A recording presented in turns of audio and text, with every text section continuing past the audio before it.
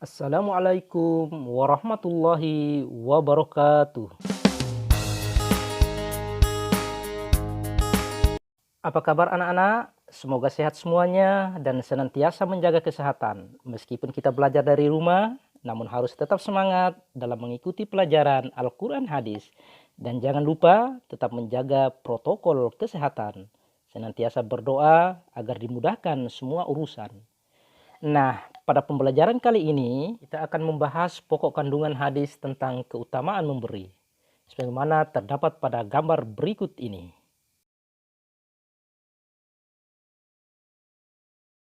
Nah, anak-anak, sebelum kita masuk materi pembelajaran, terlebih dahulu kita mengetahui tujuan pembelajaran kita. Pada pertemuan kali ini, setelah pembelajaran, diharapkan peserta didik dapat yang pertama, peserta didik dapat menentukan prinsip moral dalam pokok kandungan hadis tentang keutamaan memberi. Yang kedua, peserta didik dapat menentukan hal-hal yang dapat menggugurkan pahala dalam memberi. Tujuan yang ketiga, peserta didik dapat menerapkan pesan kandungan hadis dalam kehidupan sehari-hari. Nah, baik anak-anak, mari kita masuk pada materi kita tentang pokok kandungan hadis tentang keutamaan memberi.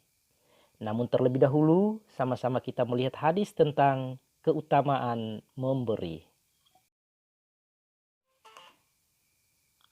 Rasulullah Shallallahu Alaihi Wasallam bersabda, yuk mari kita sama-sama baca. Al-yadul ulya khairum minal yadis sufla. Al-yadul ulya hiya munfiqati was sufla hiya sailah. Artinya, tangan di atas lebih baik daripada tangan di bawah. Tangan di atas adalah orang yang menafkahkan hartanya dan tangan di bawah adalah orang yang menerima. Nah, anak-anak, setelah kita membaca hadis Rasulullah Shallallahu Alaihi Wasallam di atas, ada dua poin penting yang dianjurkan bagi kita sebagai umatnya Rasulullah Shallallahu Alaihi Wasallam agar dapat kita laksanakan dalam kehidupan sehari-hari. Yang pertama, anjuran memberi. Nah, anak-anak, untuk poin yang pertama, bahwa harta yang diberikan oleh Allah Subhanahu wa taala harus kita sisihkan sebagian untuk disedekahkan. Kita pun diharuskan menjadi orang yang dermawan, yaitu suka memberi bantuan atau pertolongan terhadap sesama. Sebab orang yang memberi lebih baik daripada orang yang meminta-minta. Tangan di atas itu lebih baik daripada tangan di bawah. Allah menganjurkan untuk bersedekah terhadap harta yang disayangi. Ini sebagai bukti bahwa harta yang kita punya itu juga merupakan sebuah ujian oleh Allah Subhanahu wa taala. Menyedekahkan harta yang disayangi itu sangat berat. Allah Subhanahu wa taala berfirman di dalam Quran surat Ali Imran ayat 92. Yuk, mari sama-sama kita membaca. Mulai dari ta'awuz ya. A'udzu billahi minasy syaithanir rajim. Bismillahirrahmanirrahim.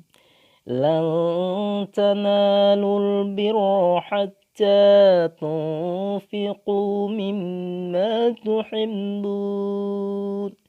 وَمَا تُنْفِقُوا مِنْ شَيْءٍ فَإِنَّ اللَّهَ بِهِ عَلِيمٌ. Yang artinya, kamu tidak akan memperoleh kebajikan sebelum kamu menginfakkan sebagian harta yang kamu cintai, dan apapun yang kamu infakkan tentang hal itu, sungguh Allah Maha Mengetahui.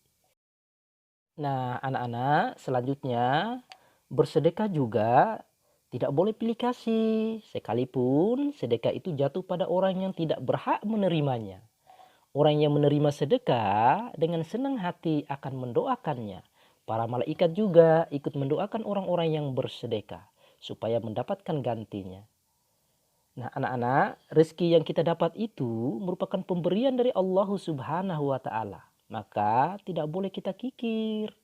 Kikir itu merupakan akhlak yang tercela. Allah Subhanahu wa Ta'ala memberikan siksaan yang berat besok di hari kiamat bagi orang-orang yang berbuat kikir.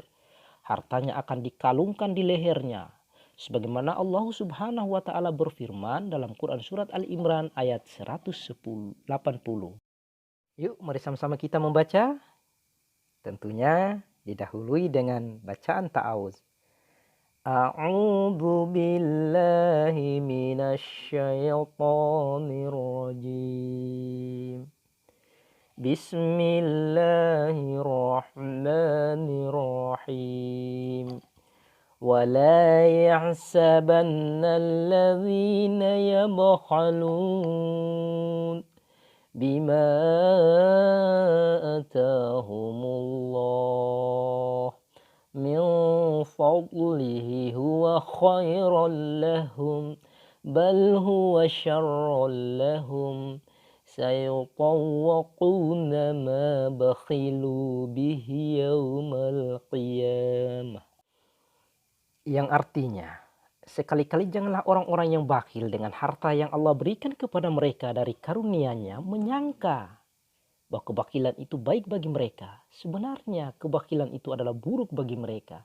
Harta yang mereka bakilkan itu akan dikalungkan kelak di lehernya di hari kiamat. Nah, anak-anak, makanya kita tidak boleh bakhil. Harta yang kita punyai harus kita berikan kepada mereka yang membutuhkan. Untuk poin yang kedua, anjuran untuk bekerja keras.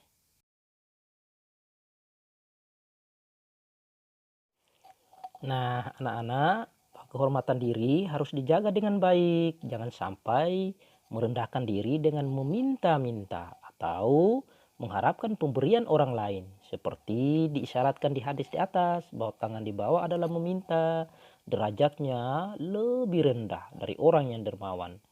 Untuk menjadi orang yang dermawan harus bekerja keras. Karunia Allah di muka bumi ini harus dicari. Dengan bekerja keras, Allah akan memberi kecukupan. Bekerja keras bisa merubah nasib kita. Bahkan bisa menjadikan kaya raya. Dengan kekayaan yang dipunyai akan menjadikan kelebihan dan leluasa dalam bersedekah. Nah, anak-anak, demikianlah pembelajaran materi tentang keutamaan memberi. Mudah-mudahan bermanfaat bagi kita dan menjadikan kita orang yang gemar